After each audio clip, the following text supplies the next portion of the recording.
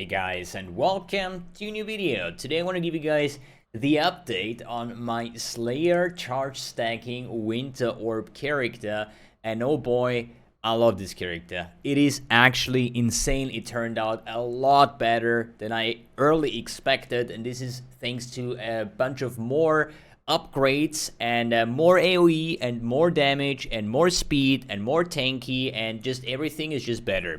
There has been several upgrades to the build that are not expensive at all, but in the end of the day, just give us even more of this like synergy with the Ralakesh Impatience. And if you're wondering why I'm having my helm here, it's when I equip it, I naturally gain power charges, and you hear the sound? It just makes some weird sounds every time I get a power charge, so it's a bit annoying in that case. But this is at the moment the only downside, but this is not my endgame helmet. I think this is the final version for the mid or early mid investment. So I would say I spend around, hard to say, I think overall like 25 divines into this character. Might be 30, might be 20 based on the league, based on the day, based if it's full moon or not. But we are looking at roundabout, let me see, I'll load it up. It doesn't look that much, like 5 mil DPS, but there has to, I should do a lot of changes. For example, replacing the infused channeling to an awakened cold pen, because I'm not having a cold pen, and this would give me like a lot of damage on top of that. But we're having like a healthy EHP, we have a lot of like damage reduction, we have a lot of speed, we have a lot of rage sustain, we have a lot of like everything, and I really freaking enjoy the build. I would say map showcase first, so you guys see what you get yourself into, and then we basically gonna talk about the updates and what the character has now that he didn't have before. Basically, I'm gonna run two maps. One is the non-league mechanic one, and the second one is the league mechanic one, because I don't want to have people be like, yo, your damage looks bad just because I'm fighting like some triple empowered monster and stuff like that. So that's why the first map showcase is without the league mechanic, and the other one is with the league mechanic. But overall, the AoE is so freaking beautiful. We have like over 300% increased area of effect on this character. I think we have like 300% movement speed. It's pretty tanky. I'm already level 96 just by running like Crimson Temple maps within like a day or two. The boss damage is pretty good. That's why I think there is some issue in the PUB, maybe some config stuff, because it should have like 5 million if, and I'm saying if, all the projectiles hit, which is not the case, but that's what I'm saying. It feels like more like, I don't know, like 20 mil DPS or something. So maybe I fucked up something in the configuration. Maybe PUB is not updated because of the Ralakesh, Arn's Anguish triple damage belt, something like that. I don't know. I don't really care too much what PUB says. For me, it's important, how does the character feel like, how does the mapping look like, how does the bossing look like, and the speed overall, the tankiness. And I'm on the way to level 97 now. It's just a freaking amazing build. So that was the first map showcase without the league mechanic, and now we're gonna do one with the league mechanic, because sometimes, oh boy, triple empowered essence monsters ghosted is not really fun. But the league mechanic itself, with that amount of speed and tankiness and AoE, you know, and the freezing ability, just feels freaking amazing. I can just do whatever I want. I'm barely ever dying because of all the generic damage reduction that I'm having. I can farm the league mechanic. I think I haven't died a single time in the league mechanic, not even against the bosses. So that's why I'm saying it feels pretty good when doing that. But as I said, and this is probably something that you encountered yourself when you're playing a league mechanic, it can become quite annoying on how tanky certain monsters getting. But character is fast and tanky enough to handle all of the monsters. I barely ever skip a monster if it has like, when I say like, hey, this would take a minute to actually kill off. So, good. Now with the league mechanic active, we're gonna do here an essence monster. Just said, I forgot actually to put on the, oh man, this is like just one empowerment and an exalted orb, but you see how tanky these monsters getting with one empowerment. So imagine like 3 empowers or something. But usually I'm farming the maps with the Eater of Worlds active. Oh no, I got an accuracy shrine. Yo, this build with accuracy and everything, or not accuracy, acceleration shrine, that is.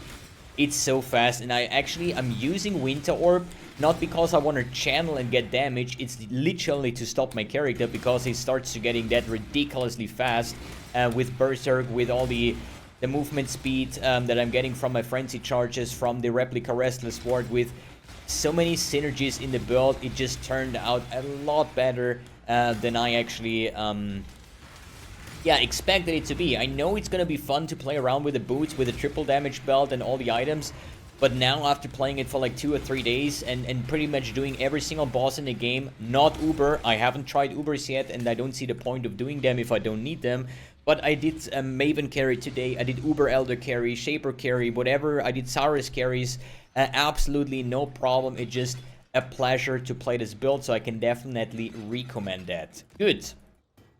You see how the build works? And there's another cool thing about the build, but I don't want to spoil it too much, but this is a plug-and-play build. You have so much generic damage and cast speed and movement speed that you can take everything, whether it's like a Flame Blast skill that you can spam, if it's like Lightning Conduit, or anything that you want to play with this build, it's plug and play. Nobody says you have to play Winter Orb if you don't like it. Because what do we get from the charge stacking is this one over here. Basically, I'm having currently 11 power charges, right? That gives me 11 power, frenzy, endurance, and 11 brutal charges. And these are the modifiers that I'm getting through the charges. Summarized, it would be an 88% more damage, almost a 1300% increased damage with like spell damage and global increased damage, and also like almost 300% increased area of effect coming from the endurance charges and the charms that I'm using, with 6% increased AoE per endurance charge, with the vast power magnifier where I'm getting AoE per power charge. It's just so much generic damage reduction, movement speed, crit strike, multi, ally damage, spell block, everything you can think of, like flat damage, everything is there, and I don't need to do anything else but just stacking power charges. The more the better. Good. TLDR, how do I get all these charges? Well, this is a power charge stacker that uses Badge of the Brotherhood to get the same amount of frenzy charges. And with his Slayer's Masterful Form, and this is the reason why we go Slayer, we're gonna convert these max frenzy charges into max endurance charges. Or not convert, it's just like, hey, I have 10 power charges, that means I'm getting 10 frenzy charges and 10 endurance charges thanks to the amulet and the Masterful Form. Thanks to the new Ralakesh boots, we have them permanently active. I don't need to have to go into a map naked where I say like I have to build up my endurance charges, I have to build up my frenzy and power charges. This is not something there. With those boots, if you see my tab over here, 11 of 11, I unequip the boots, I'm on 0 of 11. So I equip the boots, I have permanently all charges up. And since I do have the endurance charges, I can use the Arn's Anguish belt, which says I cannot gain endurance charges anymore, but therefore brutal charges, which gives me 3% like triple damage per charge. But that means I cannot generate endurance charges, but the Ralakesh boots say, hey, you count as having full endurance charges, buddy, so, you know, that means I have the belt on and I still getting all the benefits of the chaos resistance, the all rest, the physical damage reduction, and so on and so forth. It's just a match made in heaven. Next on the list is the Replica Restless Ward, which gives me movement speed and life regen, an absurd amount of life regen. It's like 135, I think up to 140 per endurance charge. So if I unequip my my gloves over here, you see that I'm currently running at 2200 life regen per second. And this basically enables me to still use the Chaos Spirit gloves that got heavily nerfed. It used to be 1 rage per 100 life, now it's 1 rage per 300 life. But still, I'm regenning quite fast, and that means with the Berserk, I'm getting less damage taking, more movement speed, and more attack speed. The attack speed part doesn't really matter because it's a caster build in the current state, but you can play this build as an attack-based build as well. Consecrated Path, Frenzy, whatever you want to do. It's a generic damage build, so you can, it's a plug and play whatever you want to play and just adjust a little bit the support gems and stuff.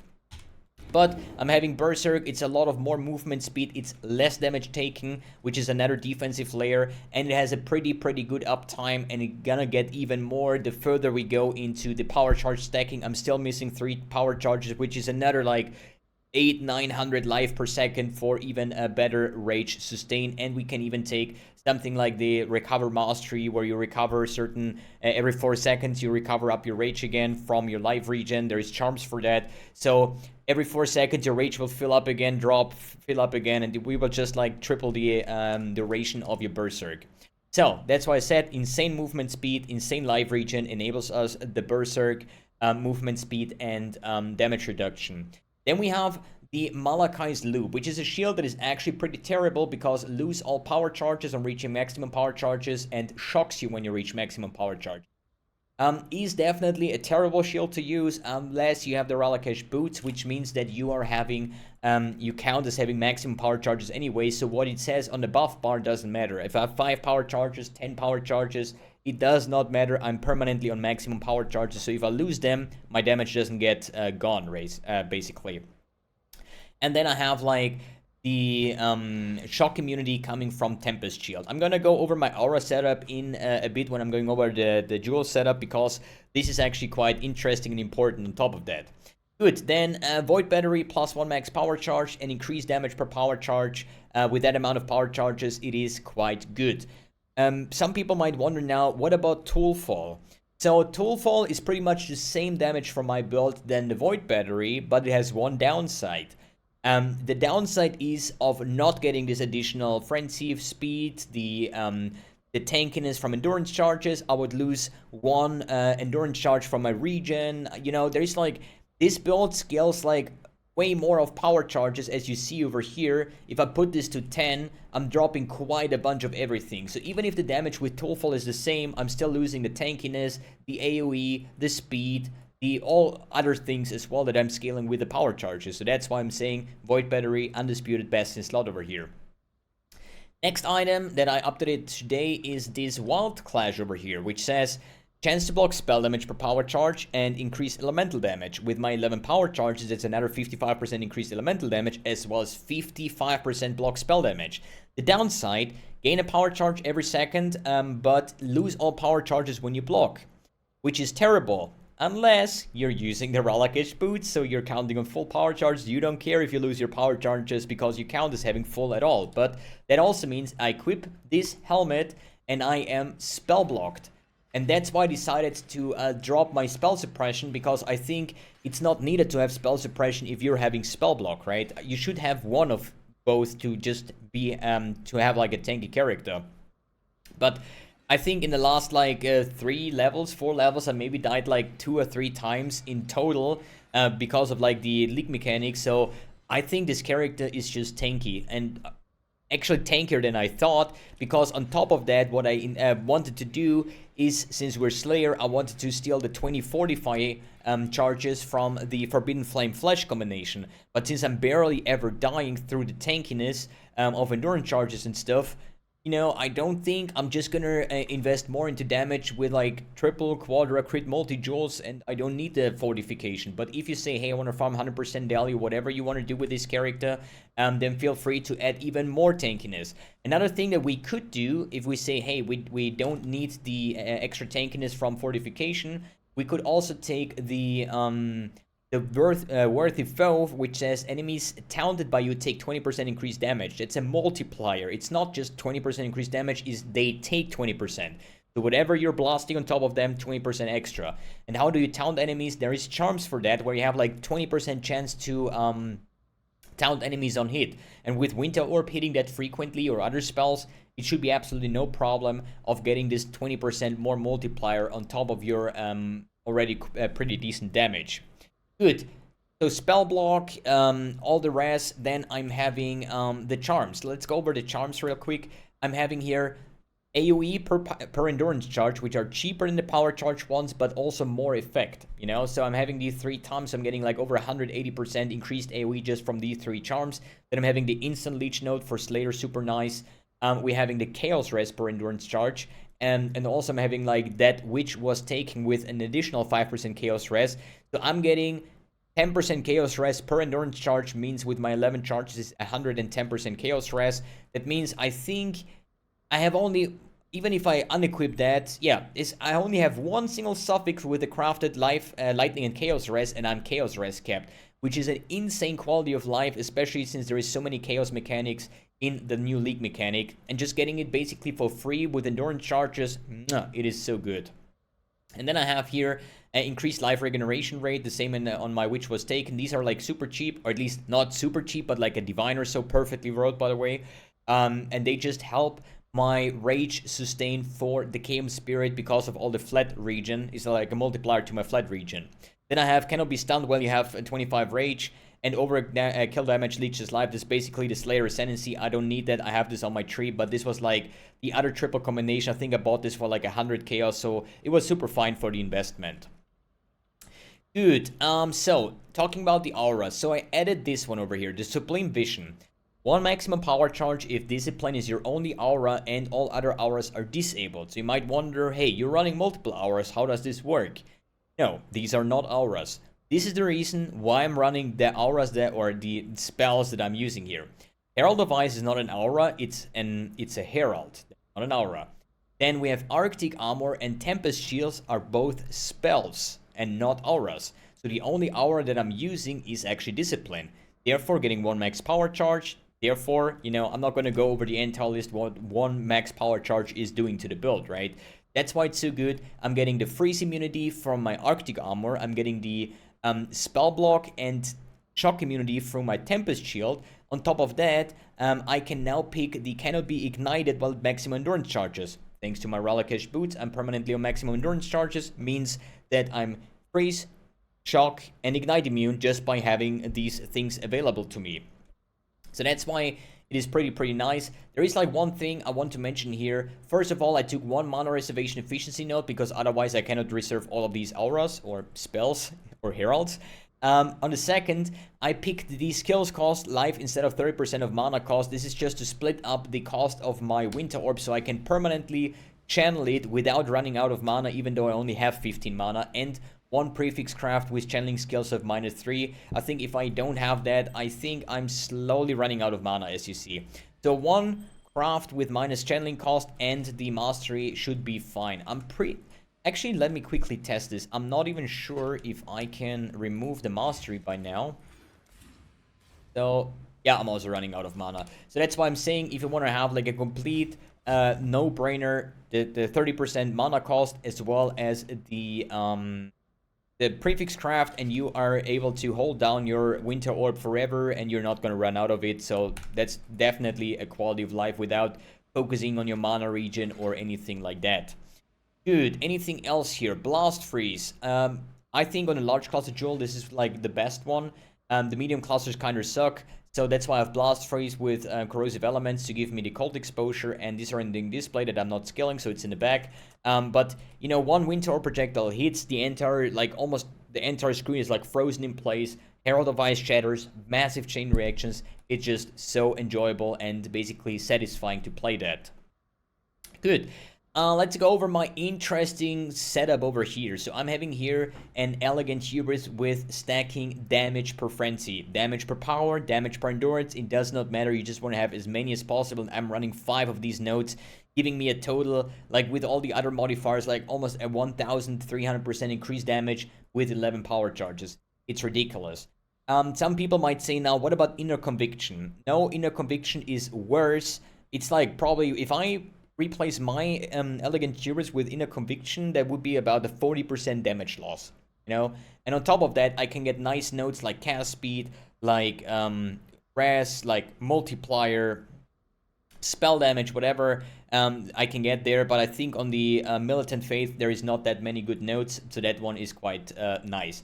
You can put it either here or you can put it over here where there is Painted Human. I think there is a cluster jewel that gives you like 4 of these nodes that are very nearby. So you would just, instead of like going the right side up, you would just path through the middle and then go up here and skip all the right side here until the power charge, and you should be fine. I showed you in the last video in the first edition how to find those cluster jewels and how to get them in.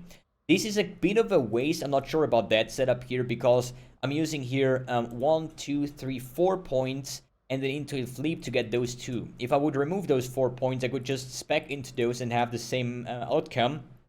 But I could actually pick a mastery on top of that. But I'm not having like not the reduced, and I'm getting all rest here as well with some increased evasion armor. So I thought like it's like the prettier solution. But as I said, this, if you played with intuitive leap or just specking into that, is like not a big of a difference.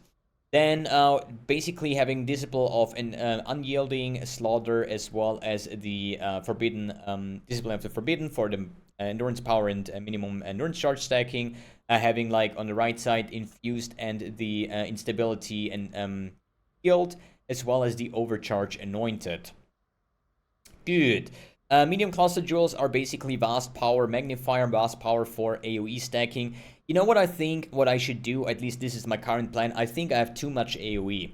And yeah, this sounds funny, but I have over 300% AoE, and I think with this setup here, I should actually replace my medium charms instead of AoE per endurance. I should go for crit multi per power charge, and this 3 times. Because this crit currently lacks 3 things that you can easily fix if you want to invest further. And I'm going through the further gear upgrades that I would have purchased if I would move on further, if I would spend more. It has low crit, low multiplier, and the third one was penetration. These are the 3 things that will ramp up your damage significantly. Just if I remove my infused channeling and add an awakened cold pen, for example, I'm getting like 30% more damage of what I currently have. GMP would also be another damage multiplier because additional projectiles, because of the shotgunning, because of the massive AoE that we have. But getting additional power charges will ramp up the build even further, giving us all the crit that we need and the power, the multiplier. But with like my budget setup here, or mid-budget setup with 11 power charges, I think the crit and crit multi is too low, so I think I'm going to keep the AoE from this side, and we have enough AoE, and start using multiplier per power charge nodes as well as over here. So because if I say I add 3 charms and a witch was taken with 5 multi each, 20 multi per power times 11 is already 220 multiplier that I'm having extra, and this is going to be a lot of damage. Another thing what you can take is one time here on the witch was taken as well, maybe the base crit on maximum sorry, the base crit while you have maximum power charges. Sorry, swallowed air, man. And this will basically get you up to, I think, 85% critical strike chance with 11 power charges. So the more you get, the more crit you're gonna get, right? So, and then basically cold penetration could be corrupted, void battery with the cold penetration implicit. Could be the cold penetration support gem. Could be blanketed snow, medium clusters. So as I said, crit multi, penetration, those are the 3 things that will ramp up your damage quite insanely. So let's talk about upgrades to the build. What would I do next? Exactly like that. I would get penetration on my void battery. I would try to get a max power charge ring and a Calandra's touch ring to mirror that one, because a max power charge ring goes currently for like 90 or 100 divines, and I would craft it with the essence for the cold damage per frenzy. I think it was the horror essence, and then basically mirror it with the Calandra's touch, and this will add 2 power charges. And if you are Giga, you can go with a Warlord helmet with 1 max power charge and corrupt it like this helm with 1 max power charge. So you can get 3 additional power charges through the gear with the 2 rings and the helmet slot, and this would get you up to 14. You could technically get the blue Maven belt, has also 1 max power charge, but you're losing all the triple damage charges, and your damage is gonna go down. That's why I say, yes, every power charge is usually best in slot, but not every time, because the triple charges is a lot more damage than the additional power charge that you would get from the other Maven belt, the blue one. But yeah, I think that's pretty much it for the character. And if you're wondering why I have so many gem slots open, and these are the ones that I'm barely taking. Currently, I cannot even use the Immortal Call because it's too much mana cost for my custom image taking. The custom death portal, softcore, I'm barely ever dying, but I just felt it's so weird when like half of my skills, like I have 2, 4, 5, 9 gem slots open where I just don't know what I should put in. You could put in not scepters, specters or do whatever you want. I put in those just because I have nothing else to do. And yeah, take whatever you want. Oh, and one thing that I'm using here is Forbidden Rite. This is the one thing I want to tackle here, man. There's so many mechanics in this build. I surely forget something, but you're probably going to figure it out. I am having here Enduring Composure, which says gain an endurance charge every second if you've been hit recently. And if I'm casting Forbidden Rite, I'm using a self-cast, it hits myself. So I'm using that, and all of a sudden I'm starting to generate brutal charges. The duration is 10 seconds, and it restores 4. So that means 4 plus 10, I have like every 14 seconds, I either get hit one time or I'm casting one time the Forbidden Rite to keep up my brutal charges. When I'm bossing, let's say I do the map and then I run to the boss, what I always do, I run in, I put a frost bomb on his face, like, let's say here is the boss on this platform, right? So here's the portal, I just enter, what I'm doing is frost bomb, Forbidden Rite, and then I go in there and start channeling Winter Orb.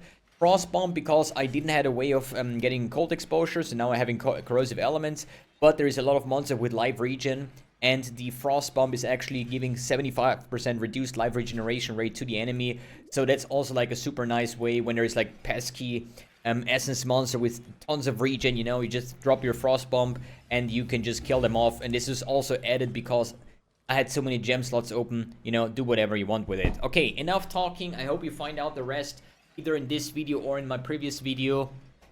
But as I said, I can definitely recommend this build. It's a lot of joy, a lot of pleasure, and it is a plug-and-play build, and I did test some other skills with the same setup. It was just so much fun. Alright guys, thanks for tuning in, thanks for watching, and see you in the next video.